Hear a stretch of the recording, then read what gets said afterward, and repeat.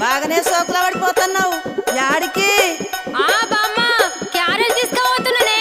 క్యారేజీలో చేపల కూర కమ్మటి వాసన వస్తుంది. మీ పోరనికా? నువ్వు ఊకో బామ్మ. పోరడంట పోరడు. మా అన్నకు తీసుకుపోతున్నా. అదేందే మీ అన్నకు మీ వదిన తీసుకుపోతుంది కదా? గదొక్కటే తక్కువైందిగా.